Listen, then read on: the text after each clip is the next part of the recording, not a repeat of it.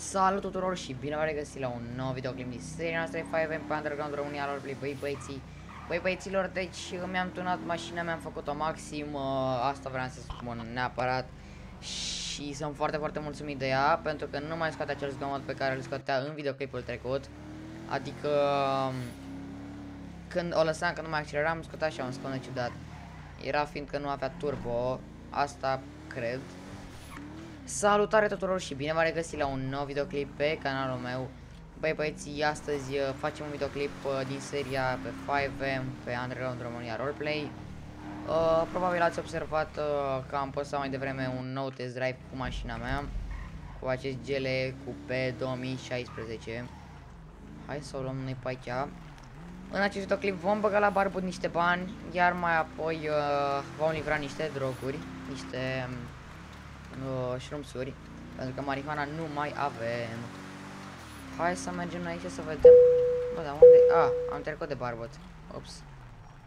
Hai să mergem noi să lăsăm frumos mașina în parcare, ca să facem și pe ceilalți players să ia după noi, să-și pună mașinile în parcare și să nu le mai pună acolo pe plajă, întrucât este o chestie foarte non-roleplay, este ceva, nu știu, păgâd, adică cum ți-ai pune în realitate o mașină pe plajă, la barbut. Nu pot să înțeleg atunci de ce mai ai făcut parcarea asta. Bun, hai să punem aici frumos și să încuiem. Ok, hai să așezăm și pe mașina asta frumos. Ia stai să vedem dacă e descuiată. Nu e descuiată. Chiar, nu știu, mă simt așa bine când așez mașinile aici frumos în parcare. Sincer zic. Hai să o luăm și de la spate. Dă-te băiatul puțin. Ai mașina ta? E ta asta? Poftim? E ta mașina? Nu, de ce? Înțeles, vreau să o pun aici frumos parcate. Așa, băi, deci efectiv nu suport ca o mașină să fie parcată nașpa în parcare, așa că... Bum, gata. Am pus și frumusețea mea acolo, băi, deci GL-ul ăla îmi place prea mult, trebuie să schimb și jantele pentru că mi se par puțin urâte astea originale. Așa... Salut băieții, care bagă pe 50k? N-am bani chiar ex. Bă, bani, bă, ai rămas. Ia, hai mă pe 50k. Cu cine, hai? N-am 1.500.000. Barbă 50. Băi, deci dacă câștig acum eu nu mai joc, Am mai sincer. avem banii, Că- mă, tu chiar de la tine. Bă, 206. Păi da, dar vreau să bag ăștia 50.000 și... Bă, dar nu mai fă prostia aia. Gata, mulțumesc frumos, mi-am făcut banii înapoi, te pup. 100.000. 319.000! Asta Bine, pe mă. 119.000. Nu mai bag. Am zis că nu mai bag niciodată la barbă, numai că vreau să-mi fac banii, știi? Și gata, nu mai am nevoie, că mi-am refăcut, mă duc să-i bag în bancă. Cumperi niște ulei? Ulei THC? Mhm. Cu cât îl dai? 900 bucăți. Au, zicați care Cât îl dai? 900 bucăți. Stai să mă uit un pic să văd cu cât să vinde. 1050. Terei cannabis. Deci cu cât ai zis că-l dai? 950. Păi dă-te încolo, că câștig 100. Și asta. Asta e, haide. Nu vreau. Mai trebuie Haide, și... mă. Nu, că mai trebuie și cocaină alcooloid. Păi e făcut deja coaie. Nu. L-ai făcut? Da, 950? da. Câte uleiuri ai? 2, Câte? 12, vreau să scap de ele. Dă-mi-le aici. Haide, dăm bani. Stai, vină mai încolo. Așa. Vină, mă. Deci cât ai zis? 950 și ai 12? 10.000. Stai, bossule, că face pe calculator. Bandi, Ai 12, ai zis? Da. 10.000? Emi, hai, Da. hai că Ce prost. 2, 5, 6, 10.000. Pentru... E 12.000, dar mă rog. Mi le dă, Ne înjurat, mi le dă așa. pe mine. Păi dacă ești... Mulțumesc frumos, salut. O dă jail coaie? Băi, bandi. Vezi că 12 sunt 11.400, bă. A? 12 sunt 11.400. Ei, mulțumesc de reducere.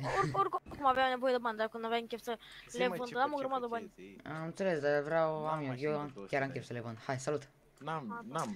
Bun, bă, băieții, deci mi-a Băi, refăcut și banii dacă la eram barbut, acum mergem să livrăm niște droage. Hai cu geleu. Deci marihuana... Hai, trebuie să mergem să procesăm niște marihuana, băieții. Hai că avem de făcute multe în acest videoclip. Hai să mergem noi. Și cine mă urmărește are și ocazia să învețe, să afle unde este locația de marihuana. Mergem și facem marihuana și după trebuie să livrăm tot ce trebuie. Shroom, să avem 22 shroom și un vehicul, ia să văd câte am în mașină. În fine, nu mai contează. Nu merge, că e inventarul plin. 34 din 40, ulei THT. Trebuie să băgăm mașinuța aici în mașină. Bă, băieți, ieri am jefuit și un... L-am jefuit pe cineva și de un deagle. Deci am avut foarte, foarte mare noroc. Ce n-ai v-am zis că fac? Că nu mai știu ce am zis că fac. Am zis că bag mașina asta. Ia să văd acum. Trebuie să mai bag ceva. Că vreau să-mi iau foarte multe semințe. Bag 2 marijoane și de-astea și gata. Hai să mergem să luăm semințe. Nu o să mai pun pauză la videoclip ca să fie destul de mare ca să aveți și voi la ce vă uita. Ce efectiv geleul ăsta îmi place foarte, foarte mult. O mașină, un mod super reușit.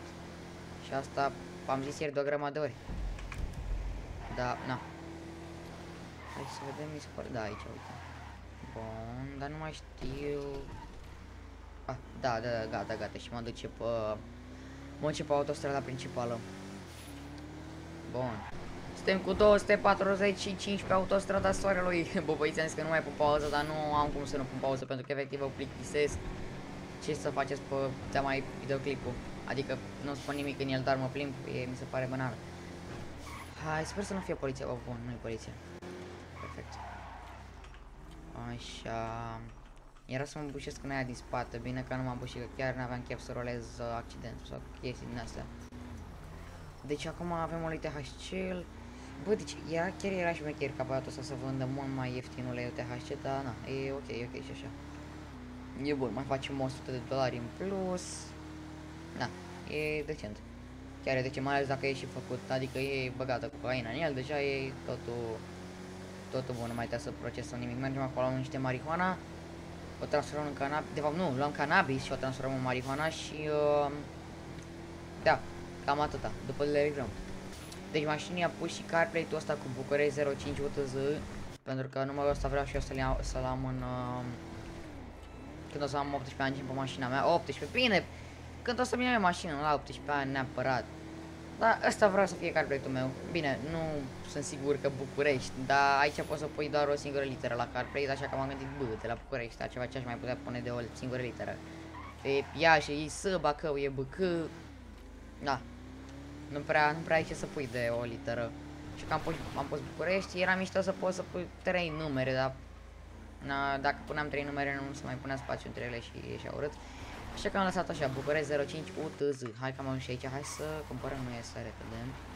Deci ăștia care se uită acum la videoclipurile mele și nu știu locațiile au foarte, foarte mare noroc. Ok, sunt un prost. Sunt foarte prost am făcut chestia asta, dar nu contează.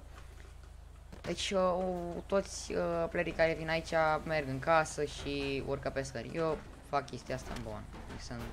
Sunt bubui de prostie. Nu înțeleg de ce face așa caracterul meu, că până acum efectiv mă lasă să sar cum vreau eu. Așa, bun. Salut. Hai să ne punem noi repede masca. În caz de ceva, așa, și să luăm niște semințe. Bă, 20, nu? 10. Și mai vreau 5. 4. 1, 2, 3, gata? 1. Bun. Am luat spațiu maxim 39,95. Și am 16 semințe. Păi ok, e decent. Hai să facem noi aici o schemă de aia așa, bam. Nu scoatem pistolul încă nu, le scoatem acolo la plantație ca să nu ne facă ăștia nimic. Să le zicem, să le transmitem așa din timp, că suntem aici mai că aici noi avem pistol. Hai, că da. Bun. Trebuie neapărat să schimb jantele, că mi se par cam nașpa. De fapt, nu jantele, mi se par cauciucurile nașpa. Că sunt foarte mari și jantele sunt prea mici. Oh, uite acolo un Cayenne. Un Porsche Cayenne foarte frumos. Bă, cred că las aici și un pui. Hai să scoatem noi cuțitul de fapt. Salut, salut, cum e pe aici? Ce? Merge treaba? Nu te aud. Merge treaba? Merge, merge. Înțeles. Ok. Bă, și pentru cine nu știa, puteți să faceți un mic bug. De fapt, nu se numește neapărat bug, dar faceți mai repede semințele. Adică apăsați aici și îmi dați folosește. Adică nu vă mai duceți undeva, să le plantați apoi încă undeva. Nu, le plantați pe toate în același loc, efectiv, dați așa. Până când vă zice că sunt prea multe semințe plantate în acest loc și atunci schimbați locul. Cred că mai am 2 de plantat aici și după nu mai merge. Ia să văd acum. A, bă, da, merge. Ok, și mai avem 2. Apoi mergem să discutăm cu oamenii pe aici, să vedem care mai e faza pe aici. Cum mai e treaba. Bun. Da, m-am băguit, am înțeles. Ecă. Hai caracterele. Salut, salut. Merge treaba aici?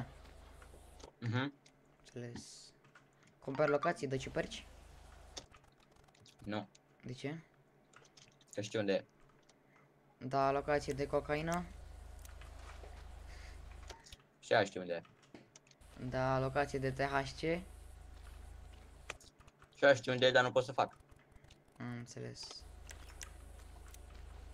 Auzi? Așa, ca idee, ce level îți trebuie pentru THC? Că habar n-am cum locația, te-am întrebat așa. Cred că la mișto. 17. Ah, fuck, am 15. Na, mersi, salut. Așa. Salut, merge treaba pe aici, ops. E ok, da. Are? Aha. Da. Ok. Hai că mai întreb aici lumea dacă mai merge treaba. Auzi, cumperi locație de ciuperci? O știu, boss. Cocaină? O știu și pe aia. Ah, salut.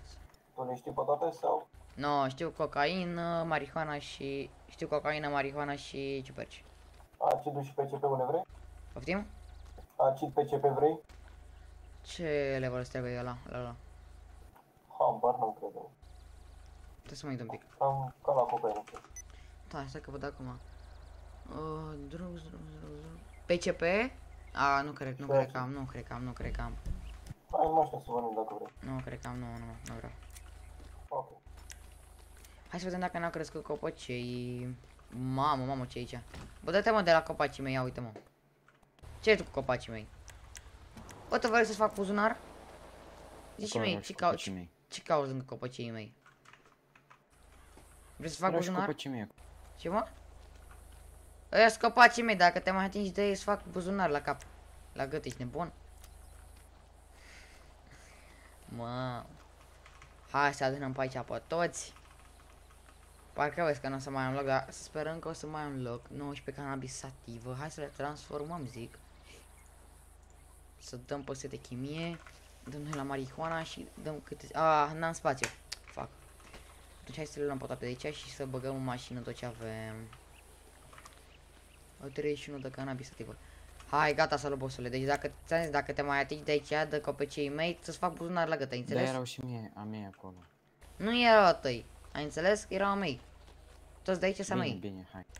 Nu că bine, că-ți dau la mă. Hai. Zic că sunt șeful tău. Hai că lăsăm pe băiat. Că părem disperați. Ok, hai să descriem noi asta.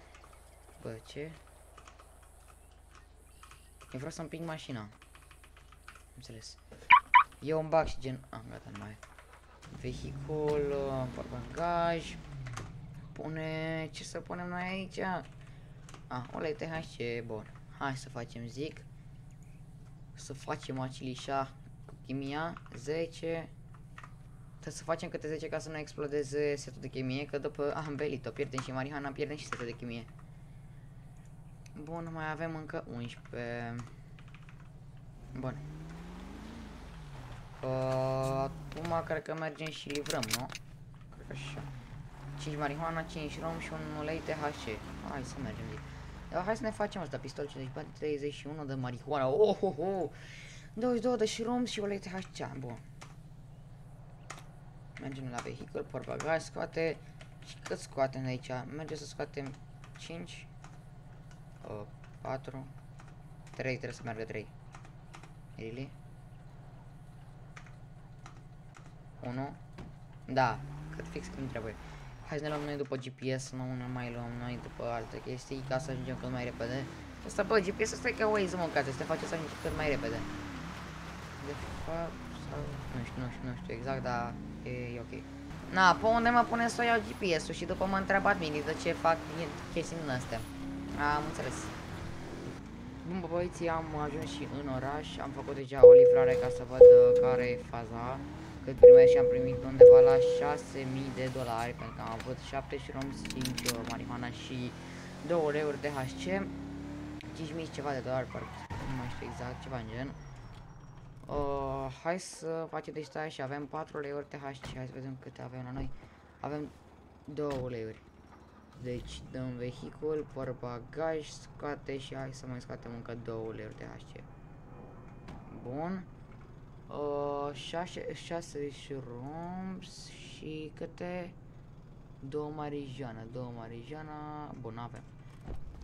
Hai să merem. Bă, deci am așa o impresie că aici la comanda asta o să fac 6, nu 6, o să fac 5.400 de dolari. Jur, deci dacă fac așa sunt, băi, dar nu se poate așa ceva. Sărim și noi gardul ăsta caractere sau nu sărim? Sărim, cum să nu sărim? Și o luăm și pe poartă. Hai că e poartă dacă e. Hai cu 5.400. 6.000? 6.000?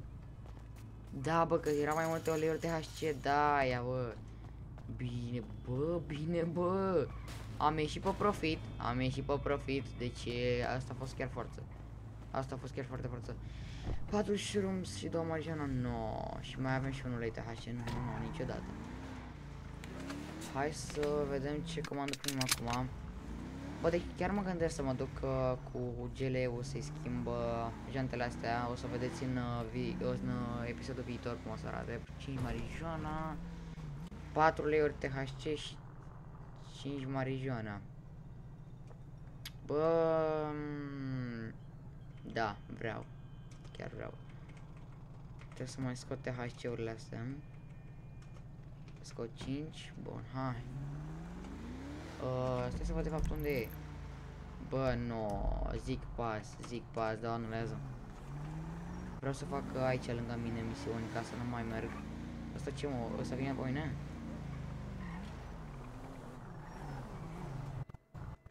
Domne, Ce vrei, mă? îmi puteți spune pe Dă-te GPS jos din unde mașină, este, dă-te unde jos din ăsta? mașină, dă-te jos din Detura mașină. mașinile? Dă-te jos din mașină. De ce? Am pistolul pe tine, vrei să mor? Dacă la 4 să... Așa, bun. Zi ce vrei, de ce mă urmărești? Pentru că vreau să-mi puneți pe GPS unde este, că am băcuit, nu pot să deschid mapa, nu știu ce. Să-mi puneți să mă duc și eu la un spray. La un spray. Nu știu, nu pot să deschid mapa. Gata, E băcuit. frate, Trebuie să dau reconnect și mesil. M-a deschis asta o cănică, o Mersi, grămadă, dar nu știu. jur. Ce că mersi, domnul șef, că da. Ulei THC, nu. Băi, frate, dar niște misiuni bune mai aproape, așa nu găsim. Trebuia să păstrez pe aia chiar dacă era puțin departe. Era decentă, dar na. În episodul viitor cred că o să deschidem niște gifturi. Pentru că am foarte multe. Bun, 4 marijuana, 3 șurum și ulei THC. Dacă e aproape, gata, aici mă duc. O să deschidem episodul viitor niște gifturi, pentru că momentan am 109 și vreau să strâng 150 sau 200. Asta ar fi goalul meu, ca să deschidem, să facem acolo spam pe ce, să vedem ce zic băieții. Pentru că chiar e mișto să deschizi așa mai multe deodată, dacă știți ce zic. Plus că dacă știți și 30k. Pentru că dacă cu 20 de gifturi deschise, câștigi vreo 20k, 30k așa. Și e forță, chiar e forță. Bă, deci am început să mă bulbui, că n-am mai postat de mult videouri și nu mai știu, bă, frate, să vorbesc efectiv. Hai cu 7000 aici. Acolo, bun. 6000, bă, e bun, 6, bă, deci am ajuns din nou la preț, la suma de 321k, ceea ce e super bombă, pentru că am ieșit în avantaj cu uleiurile de la băiatul ăsta. Ia să facem pe următor. Vehicul, portbagaj, să mai fac, am băgat din greșeală pe pune în loc de scoate, nu ai nicio problemă. Ok, mai am un ulei THC, câte uleiuri THC mai am? 2 uleiuri THC, ia să vedem aici. Shrooms, marihuana, n-am ulei THC în misiune, ok. 2 uleiuri THC, 8 shrooms, hai să scoatem tot ce avem în mașină mai bine. Portbagaj, scoate, marihuana, mai vreau să scot 10 shrooms. 1 ulei THC, marihuana 4, 2 shrooms, nu. Vreau o comandă bună, vreau încă o comandă de 6000. Hai să scoatem noi și 10 marihuana. Bun. Hai să vedem ce misiune ne dă acum, chiar sunt foarte curios. O să ne dea 4 uleiuri de THC, am așa o presimțire, dar nu mai am 4 de uleiuri de THC. Nu-i problemă, că mi le ia pe alea pe care le-am și îmi dă mai puțin bani. Bă, deci GL-ul ăsta arată blană. Ok, o să merg până la tuning și vreau neapărat să-mi scrieți în comentarii ce jante să pun la mașină. Am zis mai devreme, doar că pe off-camera, că vreau să aleg dintre câteva și vreau să scrieți și voi acolo în comentarii care credeți voi că sunt cele mai șmechere de acolo. Bă, unde e tuningul ăla, mă? Uf, stai că era pe cealaltă parte tuningul, trebuie să mă întorc să iau pe acolo, da. Și să mă dea o dată anulează misiunea că nu s-a pus. Nu merge. Hai să vedem, facem aici stânga. Bă, credeam că s-a stricat motorul acum. Am dat de bara aia. Repair. Ia o zi pe ăsta aici. Ăsta apasă pe voice. Bă, Hai că nu se văd jantele. Nu se văd jantele că e acolo. 5 rums, 2 marijuana. Băi, dar uleiul ăla mai vine azi sau nu mai vine azi dacă e? Bă, băieții, în sfârșit mi-a dat și mie o comandă cu 2 uleiuri de THC și 5 marihuana. Din păcate sunt doar, de fapt este doar o ciupercă de livrat, dar nu contează. Măcar avem acele 2 uleiuri de THC și 5 marihuana, desigur. Hai să vedem cât luăm acum, deci sper să iau cât mai mult, sper să iau, bă, măcar 5.000, măcar 5.000 de-aș lua ar fi perfect. Deși, parcă nu cred că iau 5.000, dar hai să vedem. Undeva la 4.000 și ceva. Dacă calculez eu bine, dacă nu, hai, eu niciodată nu calculez bine. Hai să vedem. Doamne ăștia. Ai mă, 3800, lasă, hai că e bine. Măcar mi-am recuperat banii pe... What? Really? Avem aici aceeași comandă, what the fuck? Am avut aici, deci am avut comanda aia cu 2 uleiuri de THC și apoi am mai avut fix aici una. Wow, ce șmecher. 7 marihuana și 12 shrooms. Ok, mai am în mașină câteva lucruri. Ok, bă băieții, mergem acum la tuning să vă arăt 2 jante și să scrieți voi acolo în comentarii ce jante ar trebui să-mi pun pe mașină. Și apoi cam atât cu acest episod, pentru că ne-am fungit oricum o grămadă, am mers la plantație de marihuana, am plantat, am venit aici și am fost și la casino, sigur. Ok, iar începe să facă zgomotul ăla și mi-am dat de ce-l face, mi-am dat seama de ce-l face. Trebuie să mergem la garaj să scoatem din nou, pentru că face așa pentru că nu are benzină și trebuie să scoatem din nou și să o alimentăm. Trebuie să scoatem din nou pentru că, cum îi zice, mi-a dat kick pentru AFK, pentru că m-am pus un pic de am pus pe AFK și trebuie să scoatem din nou. Deci face așa pentru că nu mai are benzină în ea, bă, frate, bă. Deci nu-i de la turbo, nu-i de la nimic. Ia stai să văd dacă acum mai face. Oare trebuie scoasă din nou? Ia stai să vedem. Ok, deci e foarte ciudat. Nu. Mi-a copyright. Ok, e foarte ciudat că acum nu mai facem, dar nu mai contează. O să mergem puțin până la tuning. De fapt, mai livrăm și aici 5 marihuana și n-avem, din păcate, shrooms-uri, dar nu contează, mergem. Ulei THC aveam 2 aici, chiar era fain să livrăm încă câteva THC-uri, dar trebuie să fac rost neapărat de uleiuri pentru că sunt foarte bănoase. Dar nu le mai iau cu 950, ci trebuie să le iau cu undeva la 700-800. Chiar sunt curios cu cât le iau respectivii băieți cu care, de fapt, doamne ce mă acord. Sunt curios cu cât iau băieții care le creează, care le fac, știți ce zic? Bun, hai să mergem la tuning repede cu bestiuța noastră. Hai să dăm noi cu first person așa. Avem point of view. Așa. Nu în copac, nu în copac, da, bă, deci mie mi se pare că e mult mai ușor condusul din first person. Mi se pare că e mai ușor și e mai, nu știu, mai ok, mai, I don't know. Ai cineva aici. Auzi, poți să ieși un pic, te rog? Hai că a ieșit, bun. Oricum, din partea mea să-i spun să iasă când el era aici. Deci, ori așa stoc, ori să le fac...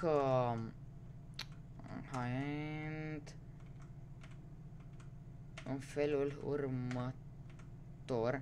Ori așa, ori, dacă nu... Care era oare? Ori așa.